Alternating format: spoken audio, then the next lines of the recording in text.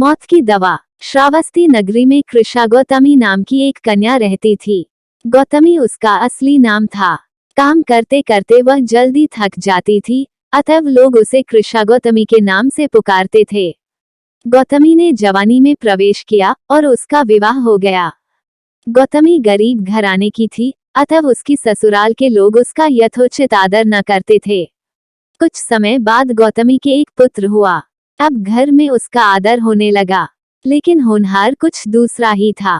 गौतमी का शिशु जब कुछ बड़ा हुआ और इधर उधर खेलने लायक हुआ तो विधाता ने उसे उठा लिया। गौतमी ने सोचा, पुत्र जन्म से पहले मेरा इस घर में अनादर होता था। पुत्र जन्म के बाद लोग मेरा आदर करने लगे, लेकिन अब ये लोग मेरे प्रिय शिशु को न जाने कहां छोड़ देंगे।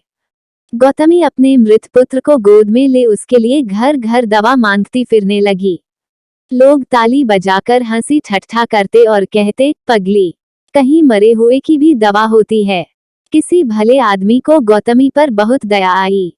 उसने सोचा, इसमें इस बेचारी का दोष नहीं, ये पुत्र शोक से पागल हो गई है।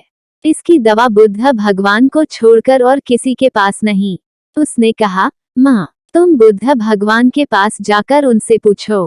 गौतमी अपने शिशु को गोद में ले जहाँ बुद्ध पालथी मारे बैठे थे पहुंची और अभिवादन करके बोली, महाराज, मेरे पुत्र को दवा दीजिए।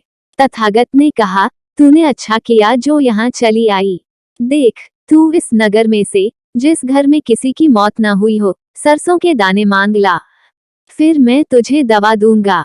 भगवान की बात सुनकर गौतमी बहुत प्रसन्न हुई और सरसों के दाने लेने के लिए चल दी।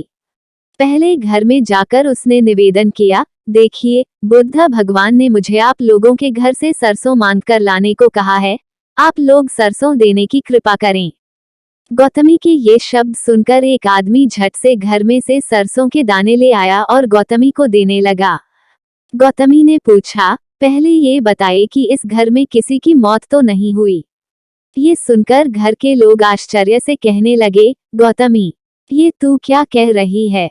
यहाँ कितने आदमी मर चुके हैं, इसका कोई हिसाब है।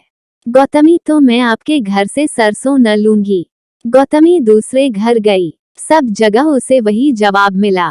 उसने समझा, शायद सारे नगर में यही बात हो। उसे एकदम ध्यान आया कि बुद्ध भगवान ने शायद जानबूझकर ही मुझे सरसों मांगने के लिए भेजा है। वह शीघ्र ही अपने मृत पुत्र को नगर के बाहर शमशान में ले गई। उसे अपने हाथ में लेकर बोली, प्रिय पुत्र, मैंने समझा था शायद तुम ही अकेले मरने के लिए पैदा हुए हो, लेकिन अब मुझे मालूम हुआ कि मौत सबके लिए है। जो पैदा हुआ है उसे एक न एक दिन अवश्य मरना है।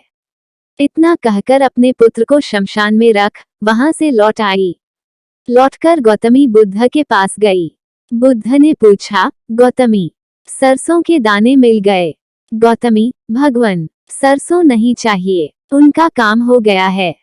यदि ये कहानी आपको पसंद आई हो तो अपने दोस्तों और अन्य लोगों के साथ शेयर जरूर करिएगा।